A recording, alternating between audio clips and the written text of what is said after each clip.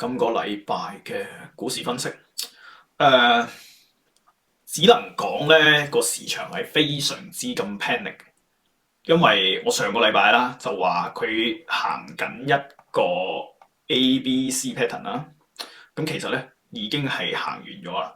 我喺呢一個跌咗第一棍嘅時候啊，喺呢啲位置，我仲話佢有機會咧喺呢一個底部可能有一啲嘅 rebound，但係冇出現到，直接再 gap down。咁而家咧係去到8月呢一個位置，呢、個底穿咗少少，overshoot 少少啦。但係我認為咧，佢都係好有機會會有 rebound，所以你喺呢啲位咧就唔好做空啦，真係隨時夾死㗎。但係你話佢會唔會再多一棍落嚟啊？我真係唔知。你問個市場上面任何人，其實都係得個估字，因為喺熊市個波幅從來都係相當之大嘅。佢有機會喺呢一個位 rebound，然之後又碌翻落嚟 whipsaw 一下再跌，又或者直接係 whipsaw 跟住先跌。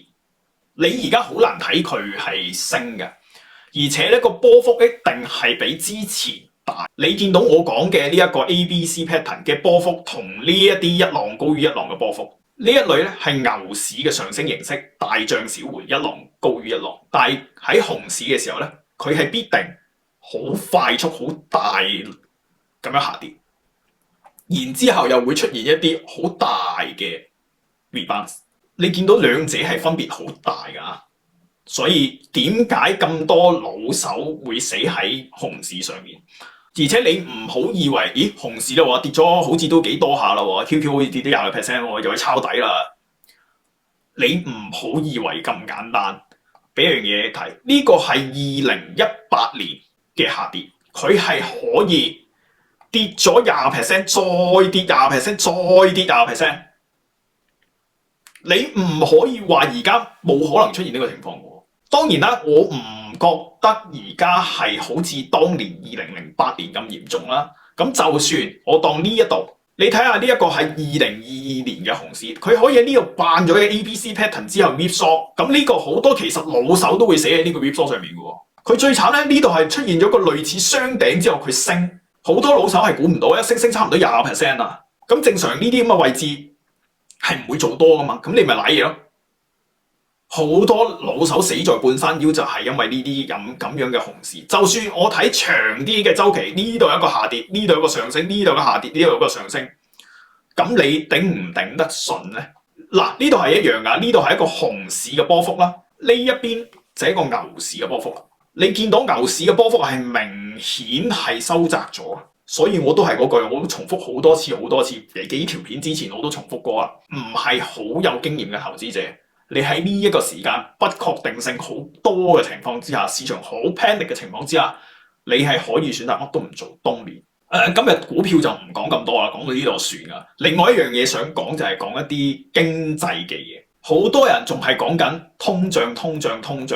當然呢樣嘢係會發生嘅，而且我覺得機會都高嘅。但係如果你喺而家仲睇緊通脹嘅話咧，你可能會落後於個市場。我講過好多次，黃金嘅上升就係通脹嘅預期，但係你見到黃金呢兩日係跌嘅，而且跌嘅幅度對於黃金嚟講係幾大下嘅，唔係對沖風險咩？咁點解佢會跟個市跌咧？你諗下，你再睇利率期貨，其實個市場係壓住緊減息嘅。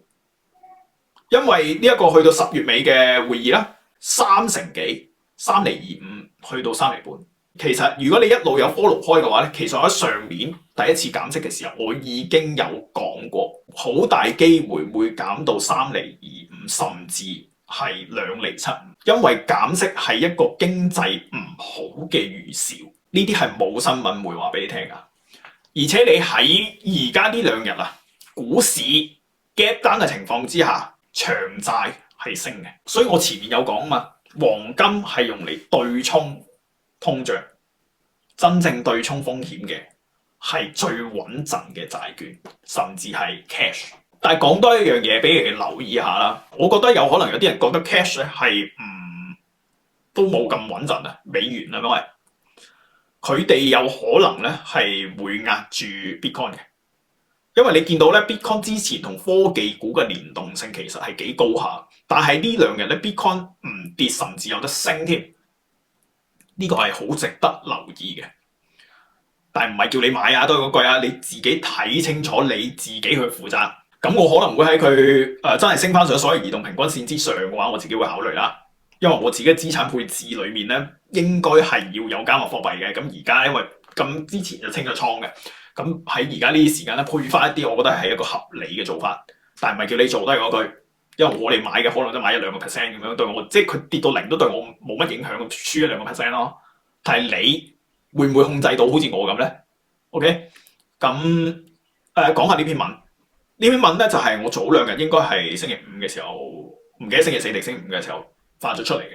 咁其實我自己咧就唔係一開始就做 hedge fund 噶嘛。咁喺做對沖基金之前，我自己係一個個人嘅散戶啦，加埋我自己係讀金融噶啦，同埋讀呢個商業管理啦。咁對於啲估值啊嗰樣嘢咧係好入血嘅。咁嗰啲嘢其實咧都喺價值投資嗰度咧先至會用得上嘅。但係當你真係將呢樣嘢 apply 落一個長期投資嗰度咧，除非你係真係經營一個公司，你淨係去收購公司嚟到賺錢嘅。但係我唔係啊嘛，我係買股票賺錢噶嘛。所以尤其幫人管理資金啦，必然都要加啲叫做趨勢嘅投資，確保你喺任何嘅市況咧都有貨，同埋可以有一定嘅回報。喺熊市嘅時候，其實我同啲客都講明噶啦，我有可能會比較激進一啲。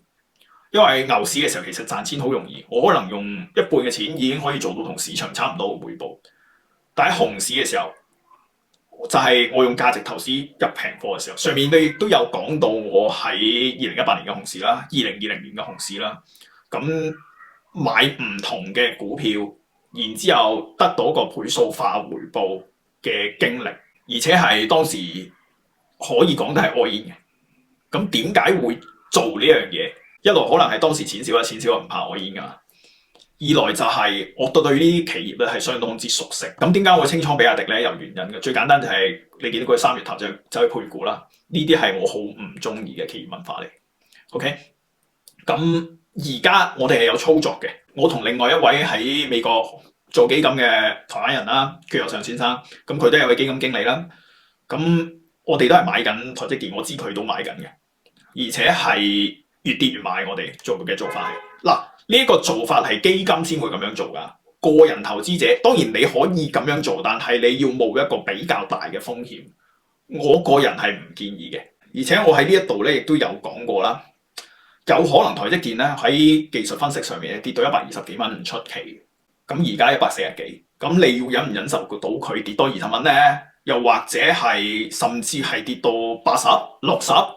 咁你忍唔忍受到咧？跌超過1半喎，同而家比。但係我係好唔一樣，我係30幾蚊開始買台積電，買到佢200蚊嘅先至買。咁我好明白佢嘅價值喺邊一度。雖然你如果睇台灣嗰啲嘅節目啊，好多喺度鬧，咁我唔在乎佢哋，因為如果台灣人真係咁聰明嘅話，佢哋唔會將大部分嘅錢擺喺銀行。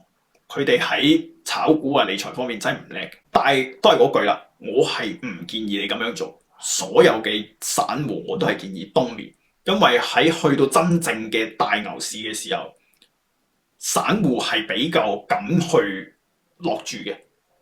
而我係一個永遠尊重風險嘅人，我係一個牛市大越牛我就越唔敢去落注嘅人。呢個就係點解我係走去做對沖基金，而唔係做一個超強嘅增長型基金。咁呢個係有一個自己個人嘅原因喺度。咁今日咧就講得差唔多啦。咁都係嗰句啦，我認為市場會十分波動，因為好多嘅數據啊都未出嚟啦，甚至係啲係反制啦，有可能係或者係傾掂數啦之後，又或者係因為其實 Doge 嘅炒人嘅失業率其實又未出喎，而因為個非農好好啊嘛，但係Doge 炒人嗰度咧嗰班人啊係未計落個失業率嗰度，咁之後又可能出現一啲譬如係減息又好啊，或者通脹超預期啊嗰樣嘢。咁會令到個市咧係好挫嘅。咁你哋唔係心理嘅承受能力好高嘅話咧，我就唔建議去做任何嘢。拿住現金冬眠係一個好好嘅做法。OK，咁今日就講到呢度先。